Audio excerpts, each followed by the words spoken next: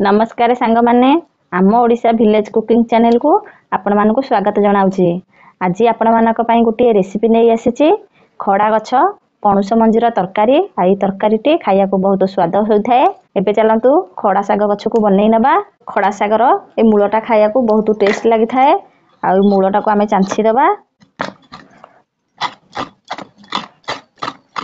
खड़ा गछ को काटिकी आमे एई भली भाबरे बनई नैचे। एबे चलतु पणुस मंजी की बनई नबा। दिफाळे करदेले मंजीरु चोपा छाड़ी जाई थाए। एई भली भाबरे आमे सब पणुस मंजी की बनई नबा। एबे सब पणुस मंजी की मु काटी नैची।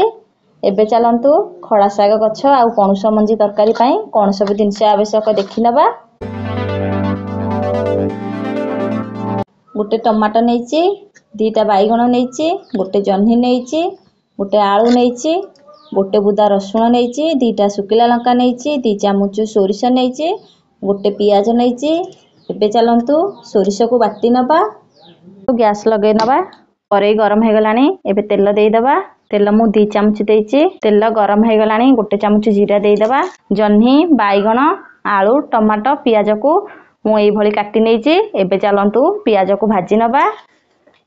जीरा फुटी गलानी। एबे पियाज भाजी हे गलानी। बाईगण को दे दबा।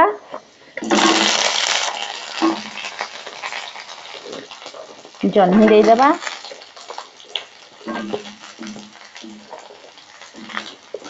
आलू दे दबा।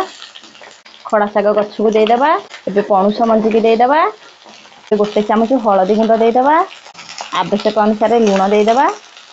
एबे सब परिवा को भल भाबरे भाजी नबा।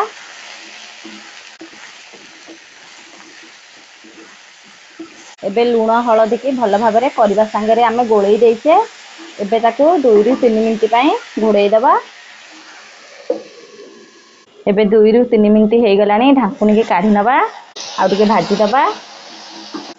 परिवा हमर दरसिजा हे गलानी। आ देखि पारुथिबे बाटी के रखिथिबा बेसर पानी की परिवा रे देई दबा।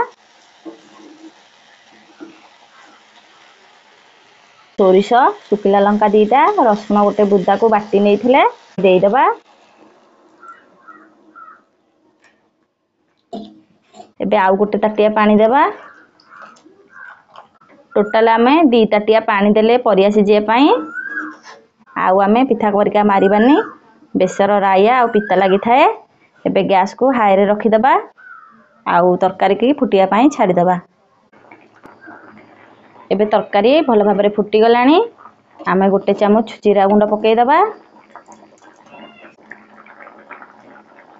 तरकारी की आमे 2 रु 3 मिनिट घोड़ेई दबा। आउ गैस को आमे लो रे रखि दबा। एबे 2 रु 3 मिनिट हे गलानी। ढाकुनी काढी की देखि नबा परिवा सिजिलानी कि नाही।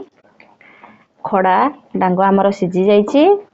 पणुस मंजीटा आ टिके सिजीबो। पणुस मंजीटा भलरे टिके सिजिनी। आउ पणुस मंजीटा टिके सिजिया को टाइम लागि थाए। सेथि पई आमे ताको आउ अल्प समय एमति छाडी दबा। आउ घोड़ेईबानी। प्राय सब परिवा सिजी जाईची। खाली पणुस मंजीटा टिके सिजीबा पई अछि। आपण माने जदी भाबुथिबे आज कोन तरकारी बनेइबी किछि चिंता करियार नाही। आपण माने बारी के जिबे गोटे खड़ा गछ आनिबे।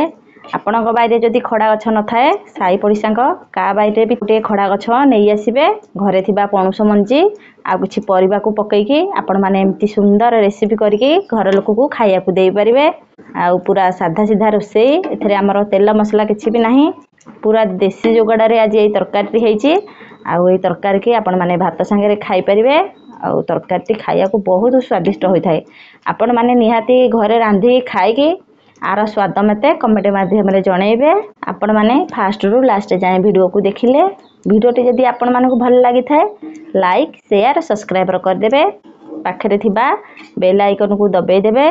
सर्वप्रथम आमे जो नुवा वीडियो पोस्ट करिवु आपण माने देखि परिबे। आपण माने देखि परथिबे तरकारी हमर केते सुंदर देखा गलानी।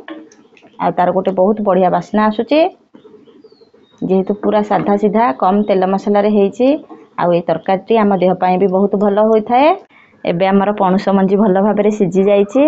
आपण माने देखि पारुथिबे मु एई भलिका झोळ रखिची। जेहेतु मु आज गरम भात पई तरकारी बनैची सेथि पई झोळ टिके रखिची। आ एबे हमर पूरा तरकारी रेडी हे जाईची। एबे काटी के रखिथिबा टमाटो को देई दबा।